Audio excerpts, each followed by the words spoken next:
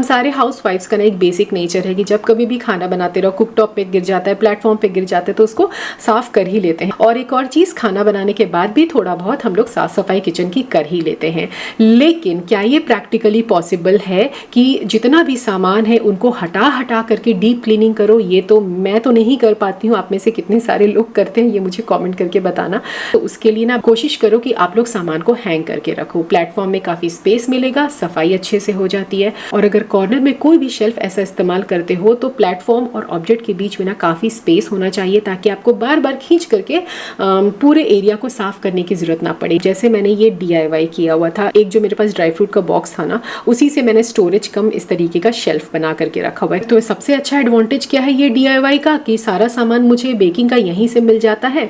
और दूसरी बात यह है कि मेरा काम भी काफ़ी आसान बना देता है, टाइम टेकिंग नहीं रहता है। देखो कितना स्पेस है, इजीली मैं यहाँ पे हाथ फेर लेती हूँ, एक बार हो जाता है मेरा काउंटर टॉप क्लीन, है ना। कम मेहनत में आपकी सफाई भी अच्छी खासी हो जाती है। और हाँ, एक और सिमिलर क्वेश्चन मुझे अक्सर पढ़ने को मिलता है कि इतने छोटे सिंक में आप जूठे बर्तन कैसे साफ करते हो? तो शायद आप लोग नए हो इसीलिए आप लोगों को पता नहीं है, क्योंकि जितने लोग मुझे पहले से फॉलो करते हैं उनको पता है कि जो यूटिलिटी एरिया है ना, वहाँ पे भी मैंने एक सिंक बना करके रखा हुआ, अच्छा खासा बड़ा है। यहाँ पे सारे जूठे बर्तन मैं धोती हूँ। ये एक्चुअली वेट एरिया है जिनको मैंने काफ़ी कॉम्पैक्ट तरीके से बैल्कनी का स्पेस यूटिलाइज करके बनाया हुआ। राइट साइड देखोगे तो वॉशिंग मशीन इस तरीके से रखा हुआ, इसके ऊपर मैंने DIY शेल्फ बनाया है, हार्डली 1200 रुपये का मुझे पड़ा था।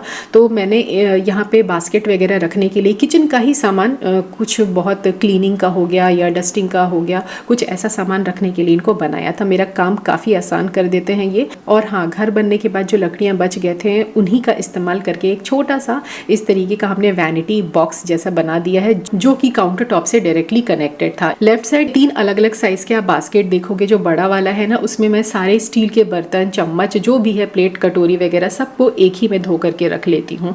जो मीडियम साइज वाला है उसमें मैं ज़्यादातर क्रॉकरीज धोती हूँ, प्लेट है, बोल्स हो गए हैं।